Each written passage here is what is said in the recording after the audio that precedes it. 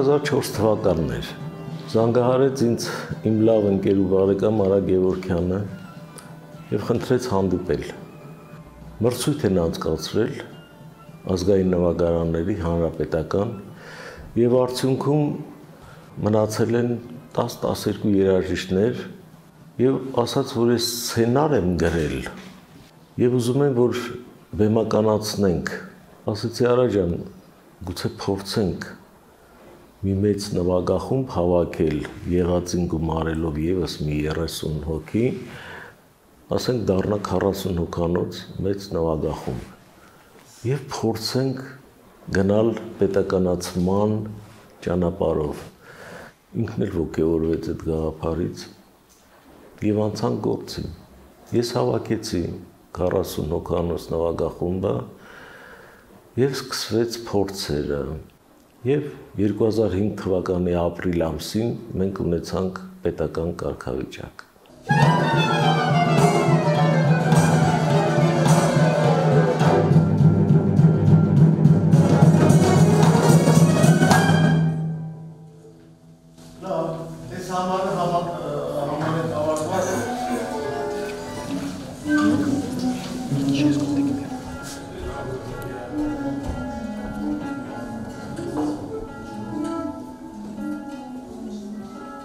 Քանի որ ես կոնսերվատորիայում երկար ու ձիգ տարիներ աշխատում եմ եւ նվագախումբն եմ ղեկավարել կոնսերվատորիայի ուսանողական, բոլորին լավ ճանաչելով, նրանց հնարավորությունները նկատի ունենալով մակարդակը ինքս հավաքագրեցի, համամասնությունը ապահովելով նվագախմբի, քանի քամանչա պետք է լինի, քանի թառ պետք է լինի, դուդուկ, կանոն եւ այլն գույները բոլոր կարողացա ընդգրկել եւ ստացվեց մի գեղեցիկ ծաղկեփունջ, որովհետեւ կարողանանք ամեն ինչ նվագել։ Իսկ ամեն ինչ գլխավորապես ես պայմանավորում եմ նվագախմբային գործերի կատարումներով։ Եվ ես նաեւ իմ առջև դրել էի սկզբունք, առաջադրանք, որ կարողանանք նվագախմբային կատարողական արվեստը հասու դարձնել մեր ունկնդիրներին, ինչպես երգն են սիրում լսել, այնպես նաև լսեն նվագախմբային կատարումները, ինչին ես կարծում եմ հասել եմ։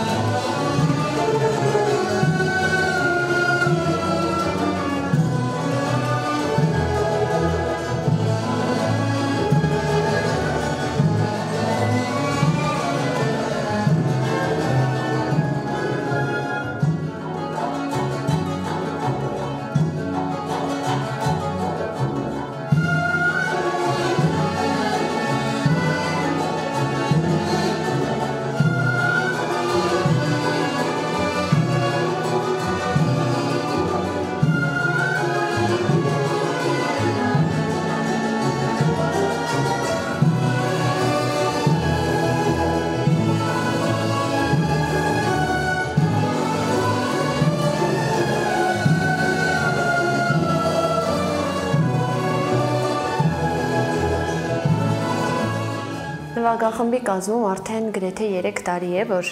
աշխատում եմ, նվագում եմ շվի։ Այս գործիքը նվագել է Կոմիտաս վարդապետը։ Ու սա արդեն փասն է, այո, իր հայկական լինելու։ Ինչն է գործիքի հայկական լինելը փաստում նաև հնչերանգը։ Չէ՞ որ տիպիկ հին ժամանակներում հովիվներն են սարերում նվագել, իրենք ձեռքով պատրաստել են ուղղակի փայտից, եղեգից, հիմա էլ եղեգից պատրաստում են, դրա համար շատ ժամանակ եղեգնափող են ասում շվին, բայց շատ տարբեր անուններով հայտնի է ու հայ մեր պատմագրության մեջ էլ գործիքներին անդրադարձ կատարվել է, որովհետև նմուշներ դեռևս մեր թվարկությունից առաջ երկրորդ հազարամյակից նմուշներ գտնվել են, փաստ են արձանագրված, որ սրանք մեր ազգային գործիքներն են։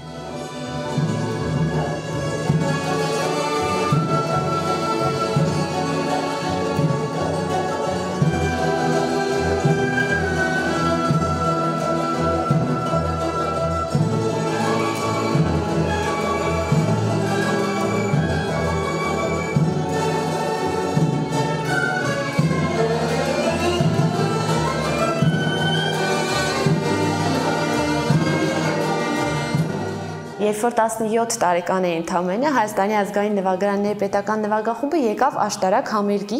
ես ուղղակի իրենց համերգին նստած իրենց լսում էի, մայստրոն ասեց կան ձեր մեջ երաժիշտներ, դե այո, ես ձեռք բարձրացրից, ինչ ես նվագում, ասեցի շվի, բա կնվագես մեր հետ ինչ-որ բան, ասեցի կնվագեմ, չգիտեմ, ռիսկս այդքան էր տենց ստացվել, ու նվագեցինք միասին Գրիգոր Հախինյան ինտերմեցո, համ պատրաստից, միանգամից, ես այդ օրը կյանքում չեմ մոռանա, ես չէի էլ պատկերացնի, որ մի օր ես կլինեմ նվագախմբում։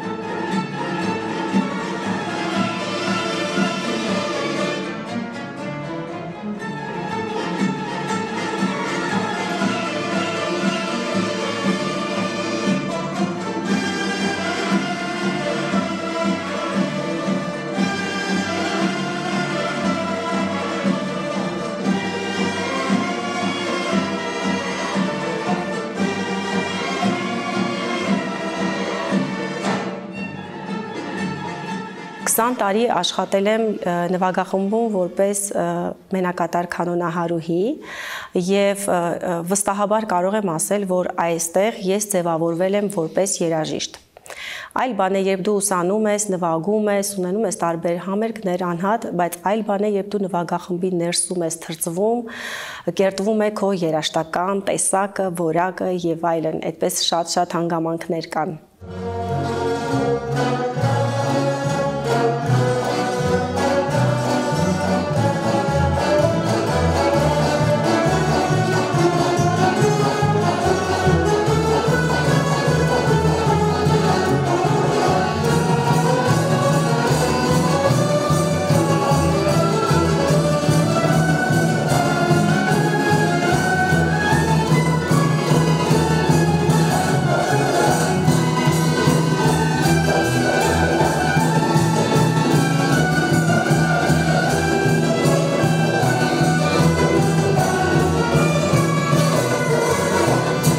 Այս պահին նվագախմբի հետ ես աշխատում եմ որպես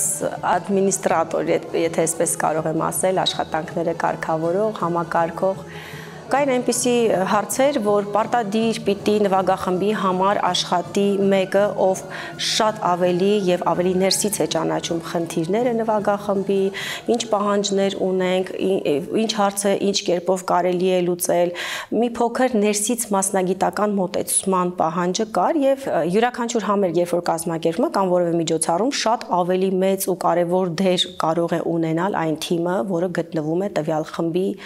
մեջքի ետևում, որպիսի երաժիշտը մտածի միայն երաժշտության մասին, իր կատարման մասին եւ մեր մայստրոն եւս մտածի միայն իր գործի մասին։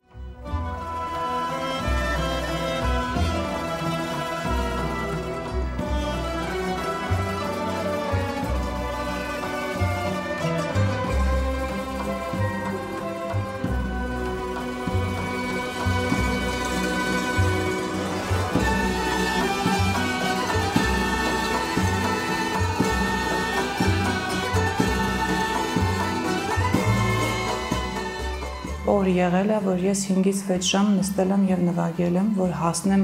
այն արդյունքին, որը որ ինձանից սպասում էին,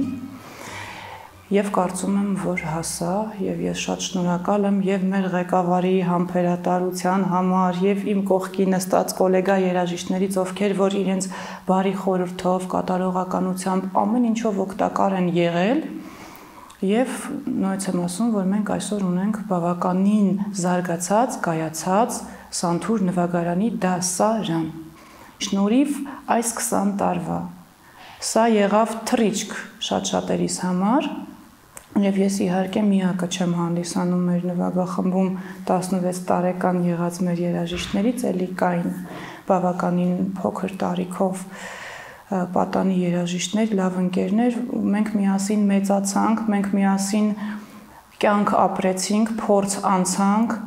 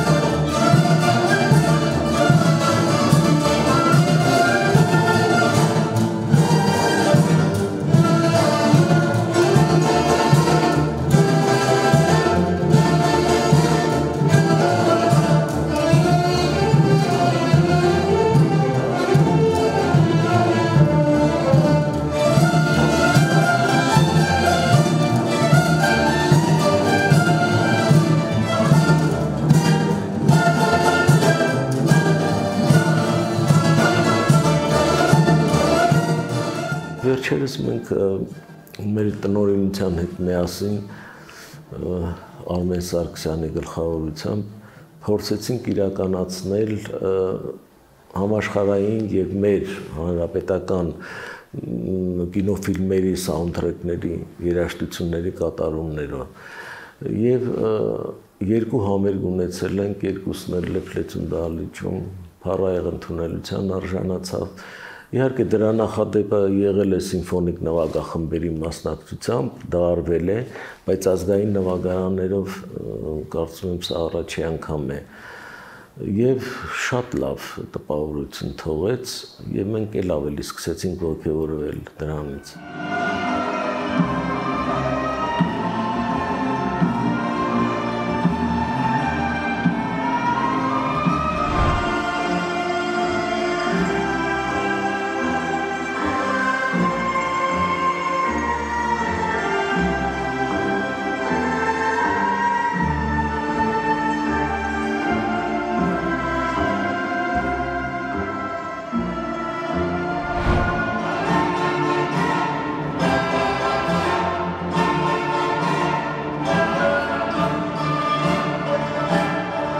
Նվագախմբի երգացանկը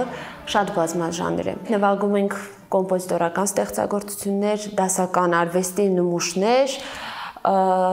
ժողովրդական ստեղծագործություններ։ Մենք օրինակ նվագում ենք Կարմեն։ Երբ որ մենք նվագում ենք Կարմեն, ես զգում եմ, որ հանդիսատեսը, չգիտեմ, իրենց մոտ ինչ-որ բան, իրենց աչքերի մեջ ինչ-որ կյանքը հարցնանում, երբ որ ենք տեսնում, որ ժողովրդական նվագարաններով վայ Կարմեն են նվագում, վայ Բրամս են նվագում, հունգարական պար, խնդիրը նրանում է, որ շատերը դա չեն պատկերացնում։ Այ ինչ կարելի անել ժողովրդական նվագարաններով։ Ես շվիով նվագել եմ ջութակի կոնցերտ Արամ Խաչատրյան, հանդես եմ եկել տարբեր երկրներում այդ նույն ստեղծագործությամբ ու շատ օտարերկրյա երաժիշտներ, ունեմ շատ ընկերներ դրսում, Հունաստան, Կիպրոս, տարբեր տեղեր, Պորտուգալիա, իրենց հետաքրքրությունը շատ մեծ է մեր արվեստի նկատմամբ։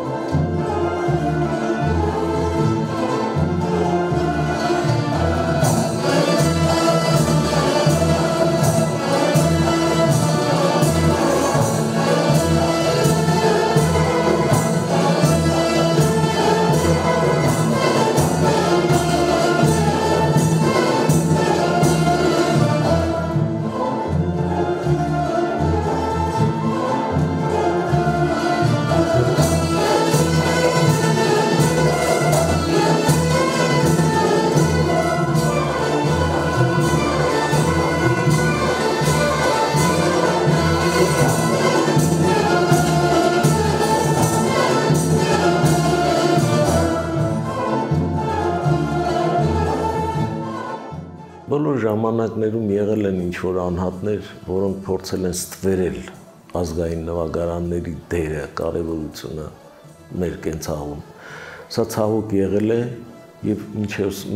օրս էլ գուցե եւ կան։ Բայց մենք այդ նվագախմբի ստեղծմամբ կարողացանք ինչ-ինչ հարցեր լուծել։ Երաժշտական դպրոցներում մի պահ շատ քիչ էր հաճախում Թարի դասարան, Քավանչայի եւ այլն, ուդի, բայց հիմա արդեն բավական շատացել են, տեսնելով եթերում երբեմն, ցավոք եթերում էլ այդքան շատ չենք երևում, ինչը նույնպես խնդիր է, ես կուզենայի, որ ավելի հաճախ եթերներում երևար նվագախումբը եւ դա նույնպես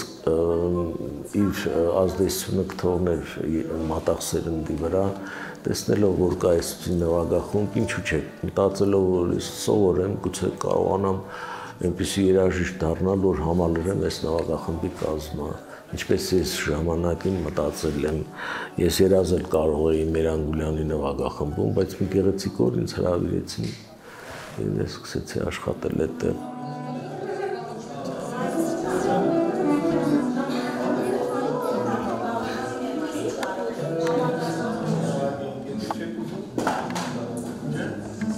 Հայաստանի Հանրապետությունում ես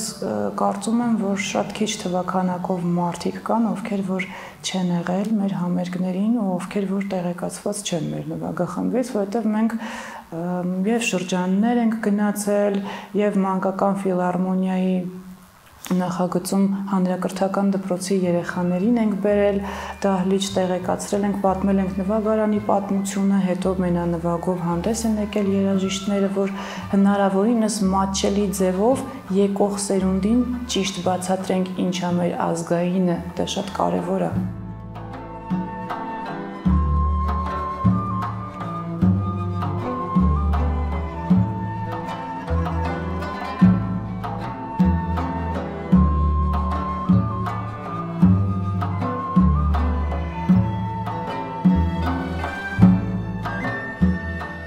տարվա մեջ մենք հասանք նրան, որ ունենք տարածք, որտեղ մենք կարողանում ենք մեր աշխատանքները կազմակերպել, նորմալ պայմաններ են, լավ պայմաններ են, պիտի ասեմ, աշխատավարձերը ցածր են իհարկե, դպրոցներում դասավանդում են, երեկոները ռեստորաններում են նվագում, ընտանիք են պահում, իհարկե պետք է կարողանան դա այդ ձևերով, այդ ճանապարհներով իրենց ընտանիքը պահել։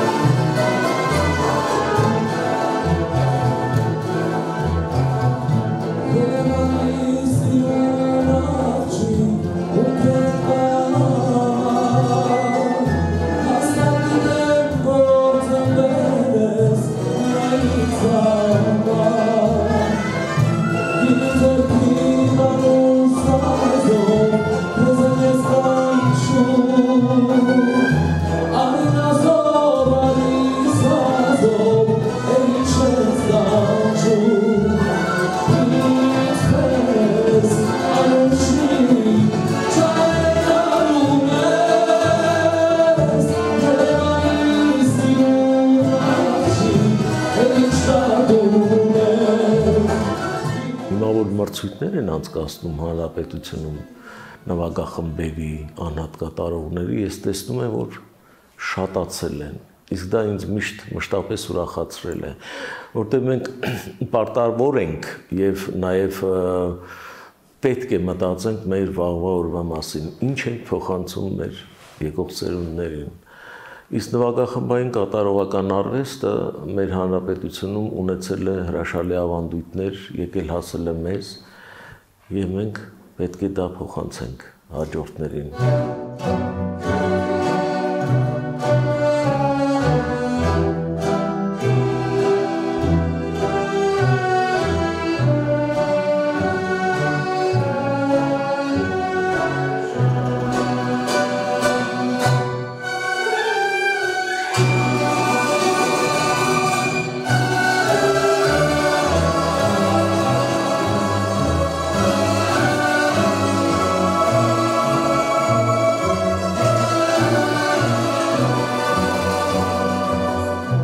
Այս պահին էլ փորձերը ինտենսիվ են, շատ ավելի շատ են, եւ ինտենսիվ, եւ որակյալ, եւ ունենք առաջիկայում ծրագրեր, որոնց համար սիրով աշխատում ենք, պարապում ենք, եւ ինչքան շատ են մեր փորձերը, ինչքան շատ են մեր ծրագրերը, երաժիշտները ոգևորվում են, իսկ երբ որ երաժիշտը ոգևորված է, հնարավոր չէ ունենանք վատ արդյունք։